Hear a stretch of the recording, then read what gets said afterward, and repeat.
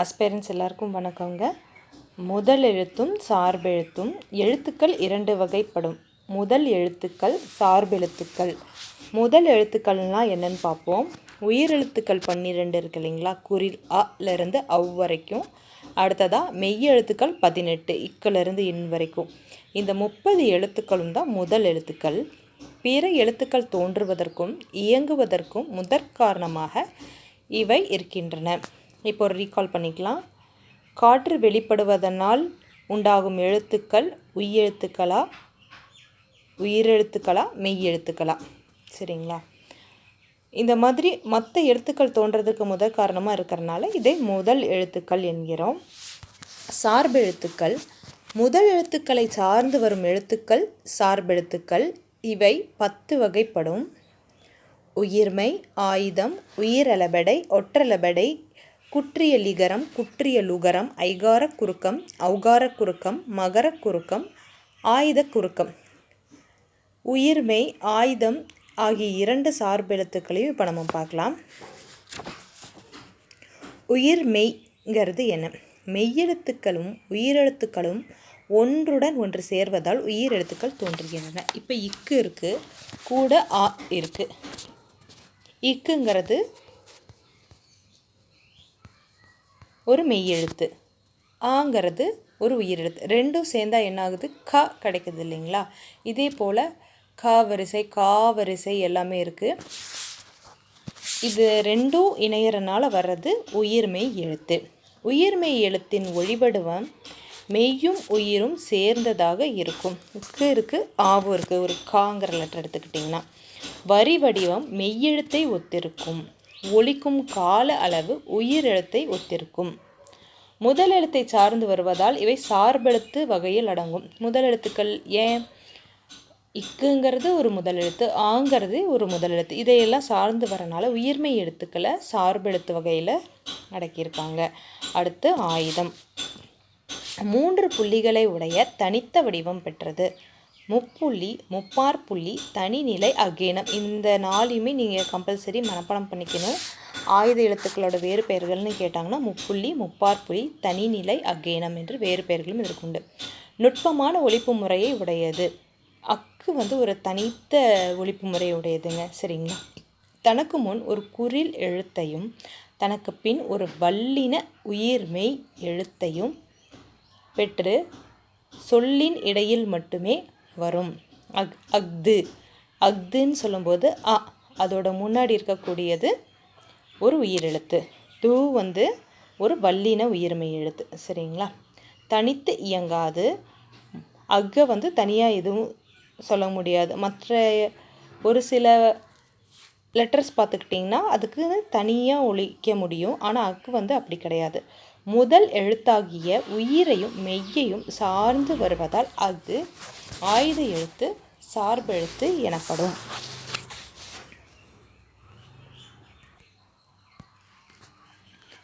கலைச்சொற்கள். கண்டம், கான்டினென்ட், வலசை, மைக்ரேஷன், தட்ப வெப்பநிலை, கிளைமேட், புகலிடம், சாங்சுவரி, வானிலை, வெதர், புவி ஈர்ப்பு புலம், கிராவிடேஷனல் ஃபீல்டு. இப்போது அறிவியல் ஆத்திச்சூடியில் இருக்கக்கூடிய சொல்லும் பொருளும் பார்த்துடலாம். இயன்ற வரை, முடிந்த வரை, ஒருமித்து, ஒன்றுபட்டு, ஔடதம், மருந்து.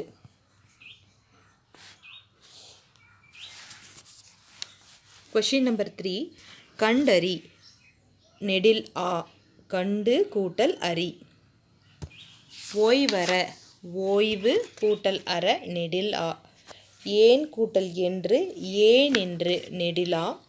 ஔடதம் கூட்டல் ஆம், ஔடதமாம், குறில் ஆ. எதிர்ச்சொல்லும் பார்த்துடணும். அணுகு, விலகு, ஐயம், தெளிவு, ஊக்கம், சோர்வு, உண்மை, பொய்மை. அறிவியலால் ஆள்வோம். இதோட புக் பேக் பார்த்துடலாம். Question number 2. ஆழக்கடல். ஓகேங்களா?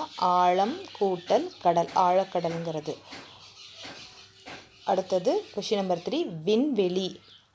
நெடில் ஆ. விண் கூட்டல் வெளி. நம்பர் 4 நீலம் கூட்டல் வான் நீலவான். கொஷின் நம்பர் 5 இல்லாது கூட்டல் இயங்கும் இல்லாதியங்கும். குரில் ஈத இதுக்கு ஆன்சர். கணியனின் நண்பன் லெசனில் இருக்கக்கூடிய புக் பேக். கொஷின் நம்பர் 3 நின்றிருந்த நின்று கூட்டல் இருந்த நெடில் ஆ.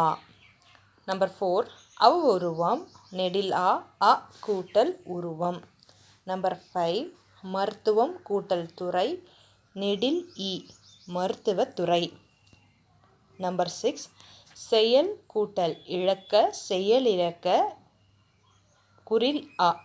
நம்பர் 7 நீக்குதலோட எதிர்ச்சொல் சேர்த்தல். நம்பர் 8 எளிதோட எதிர்ச்சொல் அரிது.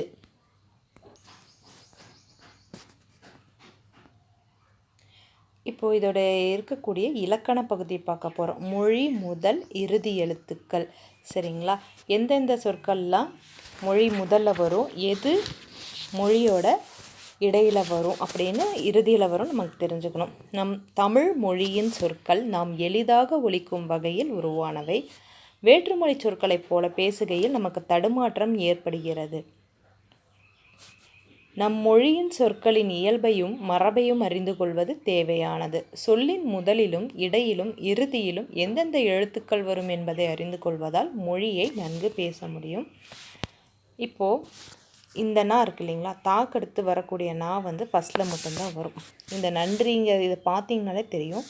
இந்த மாதிரி 3 சொல்லினாவோ 2 சொல்லினாவோ சொல்லோட முதல்ல வராது.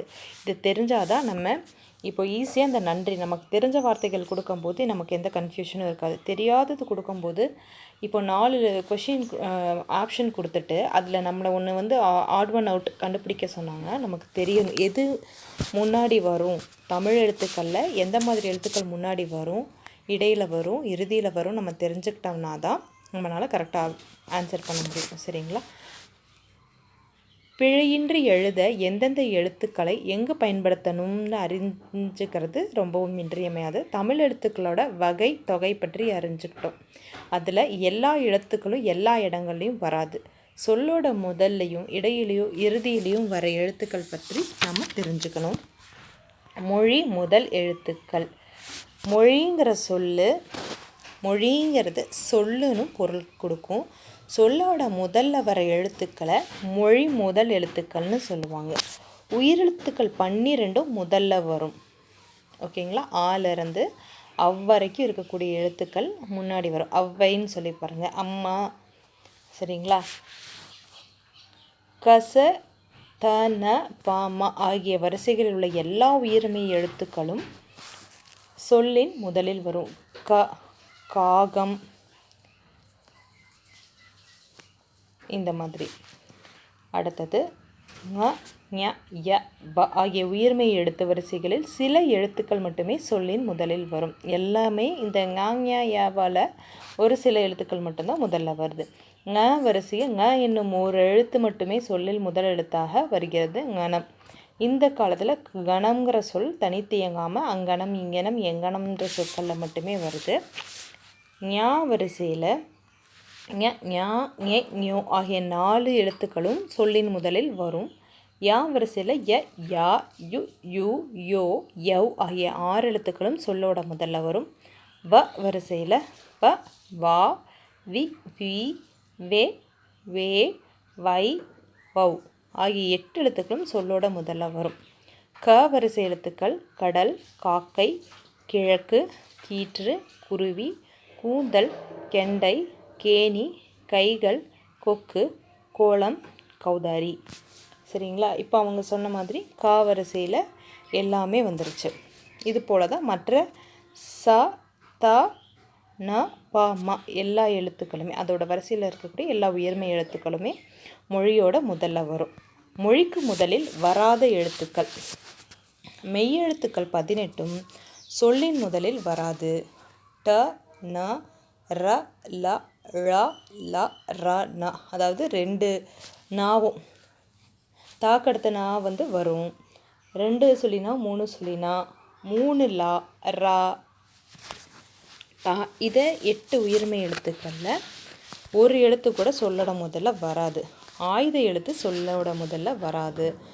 ங, ய, ஞ, ய, வா ஆகிய உயிர்மெய் எழுத்து வரிசையில் மொழி முதலில் வருவதாக குறிப்பிட்ட எழுத்துக்கள் தவிர, அதாவது இப்போ வாக்கு நம்ம என்ன படித்தோம்னா இங்கே பார்த்தோம் இல்லைங்களா, வ, வா, வி, வி, வே, வே, வை, வவ். அதே போல் யா, ஞ, ஞால ஞனம் மட்டும் வருதுன்னு சொல்லியிருந்தாங்க. இதை தவிர மற்ற எழுத்துக்கள் சொல்லோட முதல்ல வராது. டமாரம், ரம்பம், லண்டன், பிரான்ஸ், டென்மார்க் போன்றவை பிறமொழி சொற்கள். இவற்றை தமிழில் ஒலிபெயர்த்து எழுதுகிறோம். இது தமிழ் எழுத்து கிடையாது, அதில் இருக்கிறத அப்படியே தமிழில் டிரான்ஸ்லேட் பண்ணி நம்ம எழுதிக்கிறோம். சரிங்களா? மொழி இறுதி எழுத்துக்கள். சொல்லின் இறுதியில் வரும் எழுத்துக்களை மொழி இறுதி எழுத்துக்கள் என்பர். உயிர் எழுத்துக்கள் 12 மெய்யுடன் இணைந்து உயிர்மெய்யாக மட்டுமே மொழியோட இறுதியில் வரும்.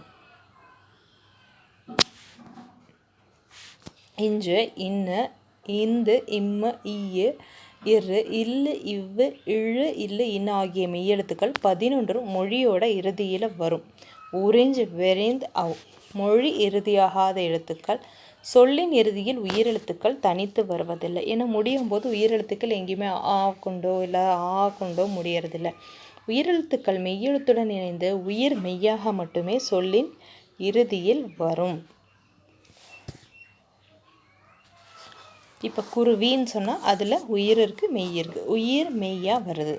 அளபெடை எழுத்துக்களில் இடம்பெறும் போது உயிரெழுத்துக்கள் சொல்லின் இறுதியில் வரும். ஆயுத எழுத்து சொல்லின் இறுதியில் வராது. ஆயுத எழுத்து எங்கே மட்டும்தான் வரும்? இடையில மட்டும்தான் வரும். இக்கு, இங்கு, இச்சு, இட்டு, இத்து, இப்பு, இரு ஆகிய 7 மெய்யெழுத்துக்களும் சொல்லின் இறுதியில் வருவதில்லை. உயிர்மெய் எழுத்துக்கள் ங எழுத்து வரிசை சொல்லின் இறுதியில் வராது. முதல்ல வரும். ஆனால் ஞனம்ங்கிற இடத்துல வந்துச்சு பார்த்தோம் இல்லையா? இது போலவே கார்த்திக், ஹாங்காங், சுஜித், ஜாங்கிரி, திலீப், மியூனிச் போன்ற பிறமொழி பெயர் சொற்களில் இவ்வெழுத்துக்கள் இறுதி எழுத்துக்களாக வருவது உண்டு. எகர வரிசையில் கேலிருந்து நே வர இக்கு கூட்டல் ஏ கே. சரிங்களா? எகர வரிசை. உயிர்மெய் எழுத்தும் மொழி இறுதியில் வருவதில்லை. இதில் இந்த கேயிலிருந்து நே வரைக்கும் இருக்கக்கூடிய எகர வரிசை இறுதியில் வராது. ஒகர வரிசையில் நோ தவிர பிற உயிர்மெய் எழுத்துக்கள் மொழியோட இறுதியில் வரல. அதே போல் நோங்கிற எழுத்து ஓர் எழுத்து ஒரு மொழியாக துன்பம்ங்கிற பொருளில் மட்டும் வருது. சொல்லின் இடையில் வர எழுத்துக்கள் மெய்யெழுத்துக்கள் 18 வரும். அக்கா, அம்மான்னு சொல்லி பாருங்கள், இடையில் மெய்யெழுத்துக்கள் வருது. உயிர்மெய் எழுத்துக்கள் சொல்லின் இடையில் வரும். ஆயுத எழுத்து சொல்லின் இடையில் மட்டுமே வரும். அளபெடையில் மட்டுமே உயிரெழுத்துக்கள் சொல்லின் இடையில் வரும். அளபெடை ஓகே.